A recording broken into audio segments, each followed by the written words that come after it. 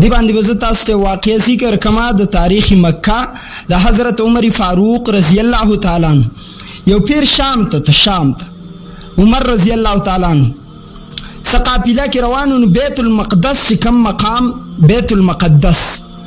په دغه ځګین کې عمر رضی الله تعالی عنہ نه قافله ورکه شو وسوچ کې دی عمر داس یو ځای واغې ته ډډه واله حیران ناس یو کس راغی مشر کس اورته د سګوري په حیرانتیا عمر رضی الله تعالی عنہ حیران حضرت عمر فاروق ورته وکاته وجه صدا سوي اورته وی عمر بن الخطاب عمر رضی الله تعالی عنہ ورته تاسو څنګه پیژاندم ها عمر بن الخطاب اورته وی وی راځه ما څه دعوت لاله عمر ورته زمانه قافله ورکه شوی زب قافله پسې ګرځم اورته زب تر قافله سره میلاو کم ته صرف زما سلال ش دعوت درته ز کومه ډوډۍ دا غوخر بیازه عمر ویل ټیک ده عمر رضی الله تعالی عنہ ور سلال کله چې خوراک وکړو وی فرمایل عمر یو لیکل را تراکه عمر وای چې لیکل به دا غواړي وسو اصله ورته وی دا لیکل راکه چې عمر کله ته بیت المقدس فتح کې تر دې امیر مشر جوړ شي ته زماره بچونو زمانه زمکو باندې ته ټیکس نه لګي عمر رضی الله تعالی عنہ دا عجیبه خبري دا سو سبب بیت المقدس فتح کوم دا اوس خبره د منلو ده ورته غپ مذاق مکو عمر ورته اصله ورته نه لیکل راک عمر ویل ټیک ده اسم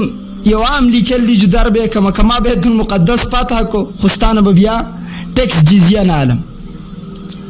عمر رضی الله تعالی عنہ له اسور کو اغاس ډیر تیز هغه د قافله را لاندې کړ کم زګین کې چې وا د عمر قافله د عمر نو ورکه شوی و وقت تیر کله چې د عمر فاروق رضی الله تعالی عنہ دور راغی چې شپږ میاشتې محاصره صرف د بیت المقدس شدا کاو چې بیت المقدس عمر چې کله فتح کو راغی هغه زګین ته ودرید هغه زګین کې عمر فاروق رضی الله تعالی عنہ ولال دی سوچ کې دی چې سواخ کې خودل ته سماسه سواقیا راغلی وډاله واله یو بوډا سړی را روان دی عمر رضی الله تعالی عنہ جوړته څنګه وکاتو ځین کې ټول واقعا رااله چې دا سړی او چې د ماته دعوت را کړو د زمانه لیکل اغستیو دې زګین کې زماسه ملاو شو چې عمر ته بیت المقدس پاتہ کی هغه وخت له عمر مسلمان نو دا د اسلام د وخت ټیم دی کوم وخت کې مسلمان او خلیفہ او په کوم وخت کې بیت المقدس پاتہ کو عمر رضی الله تعالی عنہ را پاسې دا سړی ورته عمر ورته حازم عمر ما ته وعده دی یاد ده ما چې تداوت کړو زماغه وعده ته یاد ده عمر ورته یاد ده خو عمر سخیال دی عمر فاروق رضی الله تعالی عنہ ورته ټیک ده دلته یو دوه کې ایران دی او طرف ته خو جیز ټیکس دی او د اسلام په جامه کې دی اسلام حکم خو عمر نه ماته عمر خو عمر بل طرف ته وعده کړی و مزتی کی دار سره درته معاف دي لیکن یو خبر راتو که تاسو څنګه پته ولګی چې عمر به بیت المقدس فتح کوي تاسو څنګه پته ولګی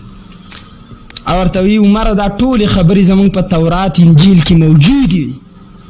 دا ټول خبرې زمون تورات انجیل کې مخکې نه موجود دي اورته وی عمر